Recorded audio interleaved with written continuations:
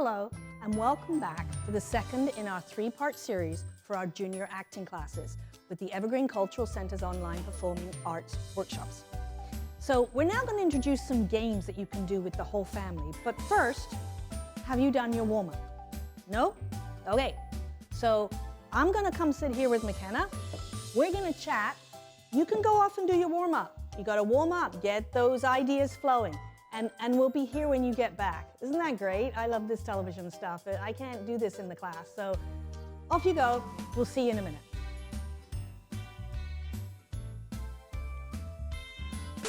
So you're done. Good. All right. So let's get on to the very first exercise. We're going to do mirror. So this is something that's used all the time, and it's a way to interact with each other and connect. So we're going to turn and face each other. I'm going to put my hand up to the shoulder, so that's a really good distance for stage, standing here. If I stand apart and I'm talking to my partner on stage, why are we so far apart? Oh, because we're social distancing. This would be perfect. We could social distance perfectly. But if we're actually on stage and we know each other, we want to come a little bit close. So this looks like, yeah, this is a pretty good one. So I'm going to be the lead in this, and the whole idea of this is for my partner to follow me along as I go. Now, we don't want to go too fast, and we don't want to go too slow. So the partner has to keep their eyes on you at all times. Ready? So let's mirror. So my hand goes up, McKenna follows. We go up, come to the side. Oh, look, this other one's coming. Oh, wait, this hand's doing something at the same time. Now it's coming in, and you're trying to go, and you're sort of anticipating a little bit what your partner's going to do to stay connected. And we can go down, and we can go up, and we can reach up, and we can make a big circle. We can come in with our hands. Look at the direction my hands are in. They changed. Oh, look, look, look, look. And McKenna's having to follow it. So that's our basic mirror. Now we're going to go on to something a little different. And again, I think this is a great opportunity for you to challenge each other in the house. Have two teams. See who does the best job on this. And I'm going to show you some things that you can use at home to extend this exercise. And we're going to play one-word sentence. So it doesn't have to be a grammatically correct sentence, but it does have to make some kind of sense.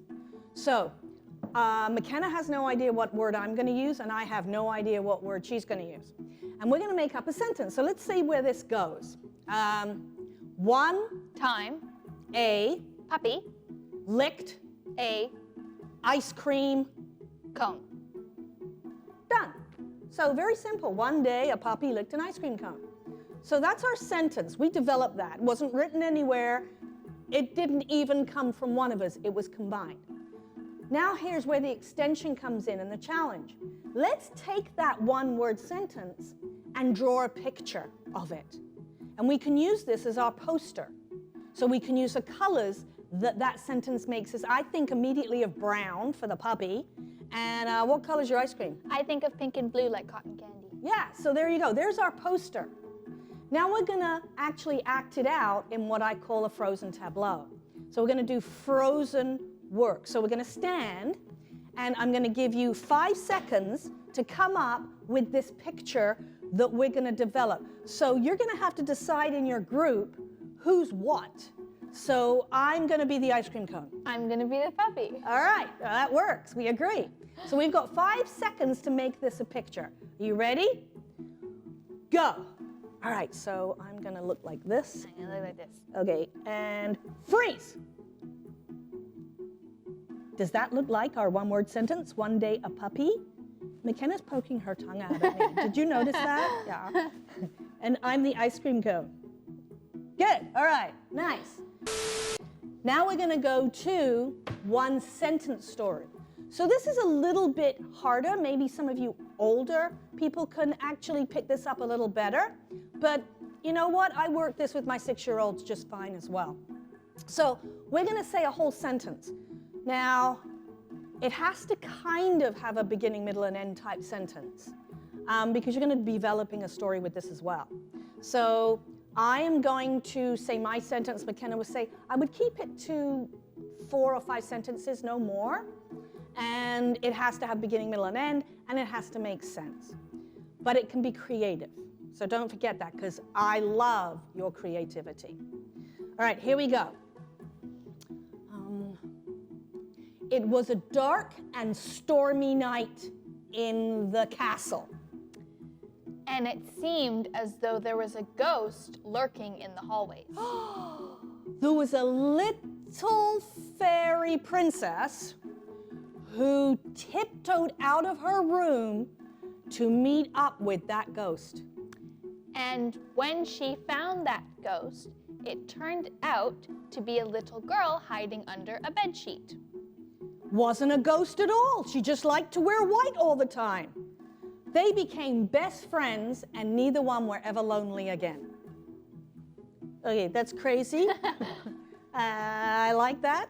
Now comes the job of drawing that picture, making your poster, the two little girls. And you know what? You could go and find costuming for that. What have you got that you could wear to show that you're a ghost? What makes you think of being a ghost? And then you've got to act it out in your tableau. So standing up. All right, so we're going to actually make a moving picture on this one. We're going to do it in 3 tableaus. So the first tableau is going to be the opening, the second tableau is going to be the middle, and the third tableau is going to be the ending. So, and we're going to have a narrator. So our first opening is a little girl in a castle. I'll be the castle. The ghost. You want to be the... in the castle when there's the ghost in the dark and stormy castle. Right, so we need to open up with the dark and stormy castle, which I want to be the dark and stormy castle, and you're the fairy princess? Yeah. Okay, all right, here we go. Tableau number 1, my interpretation of a castle, and McKenna's interpretation of a fairy princess, and go. You can't laugh at me. This is my interpretation of a castle, okay? Look, you can see, like, there's the towers. Tableau number 1. It was a dark and stormy night. There was a castle, and in the castle lived a fairy princess. Okay, tableau number 2, the fairy princess she goes out looking for the ghost. So Yes. I'll be the ghost, I'll like you keep- said, and you be tiptoeing out as the fairy princess. Sure. So here we go, and in the castle, the fairy princess tiptoed out, and she saw the ghost. Did you like that? Did you like that? It's me going, boo, but wah. Okay, now we're going to go to our third part, and that's where they meet, and they're actually friends, and they're not scared or lonely anymore. I think I'd like to link arms. Go. And the ghost and the fairy princess linked up arms and were friends and lonely no more. Okay. All right, so that's kind of a nice fairy tale one. Let's try something a little different. This one goes out to my friends Kian and Varen, because I think you'll like this kind of one. Okay, here we go.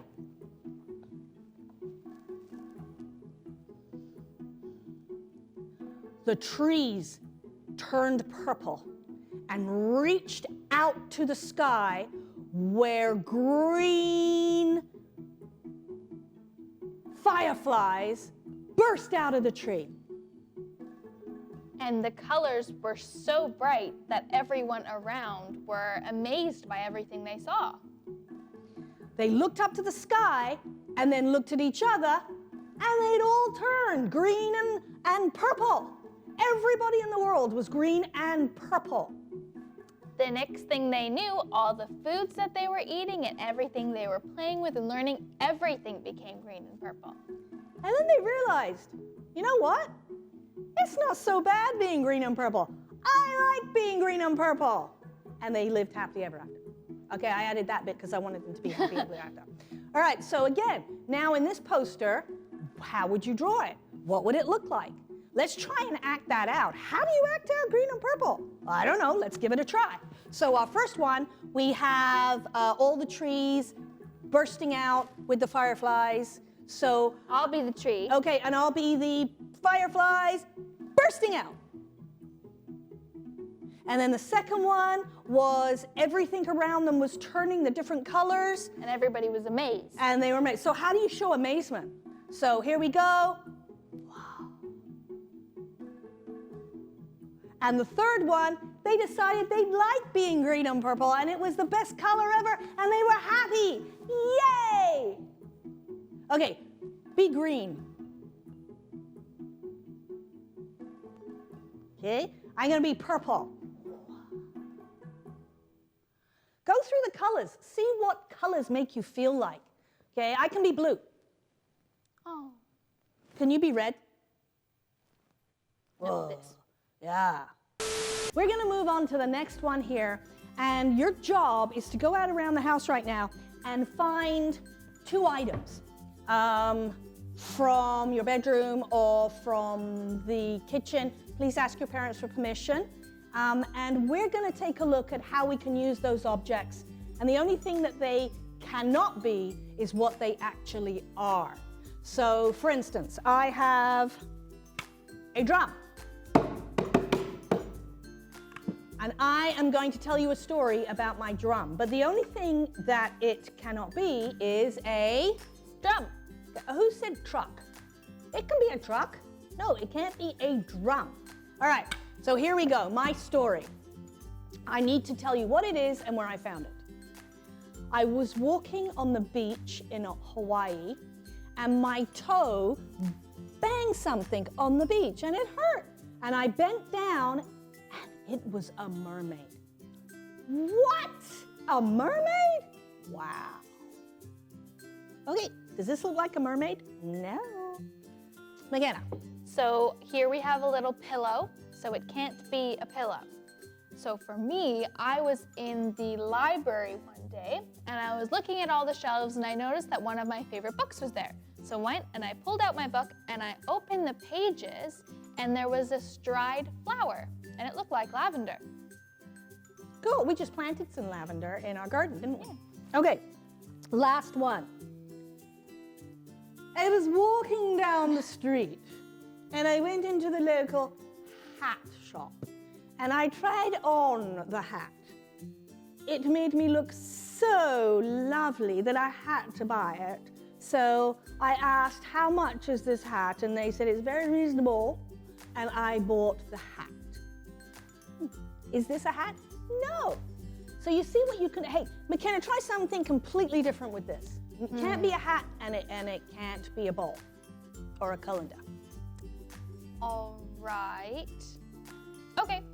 So I was in my room one day and I was bored. So I figured that I should do something. So I pulled out my art supplies and I went and I started painting with my fingers because I like finger painting, but I figured that a paintbrush would be better. So I looked around and I found my paintbrush. So I was sitting on my desk. Okay, so you got the idea?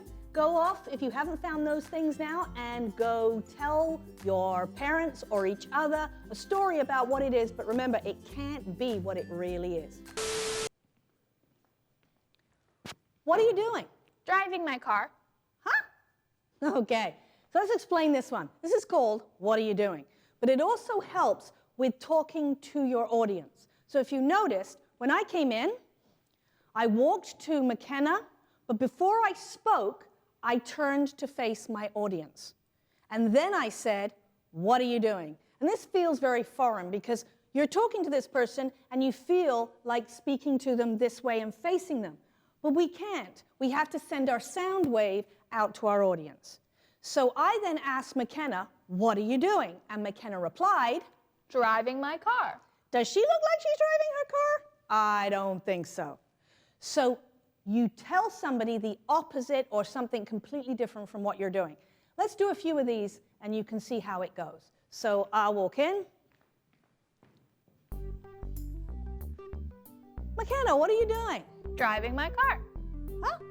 Okay.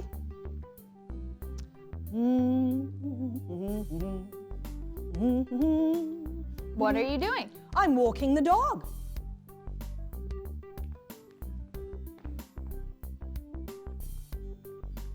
Huh? What are you doing? I'm looking for dimes on the ground. Oh, okay. I can do that one. rich. What are you doing? I'm painting the house.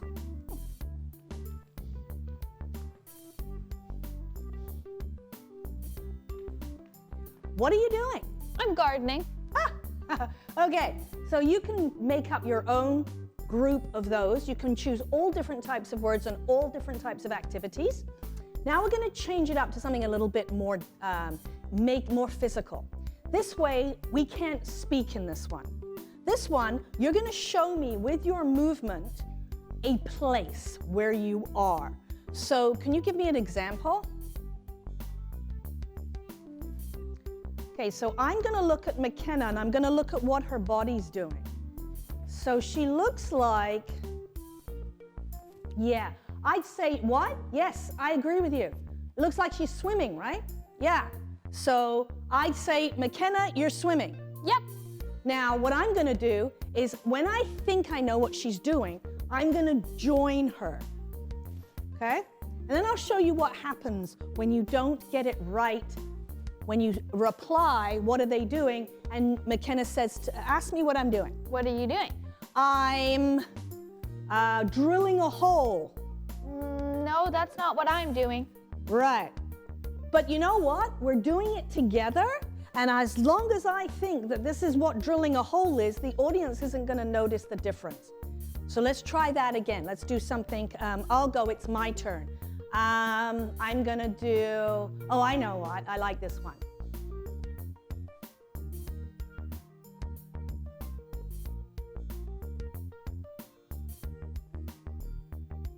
So you notice McKenna's doing exactly the same thing I'm doing. And I'm going to say, McKenna, what do you think I'm doing? Baking a cake.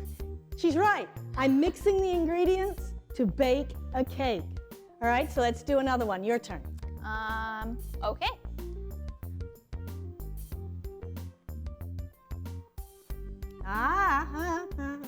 Yep, I heard you. Okay, no shouting out.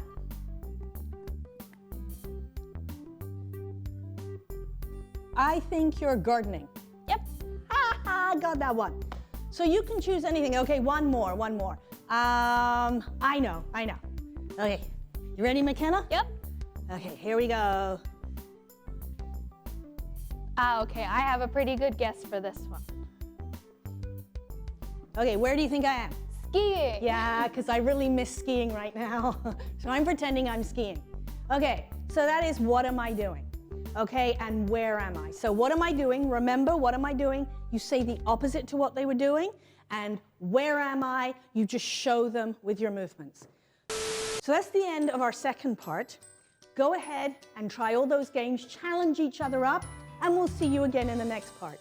Okay, McKenna, so what do you think I'm doing? Being an airplane. Yeah, so be an airplane.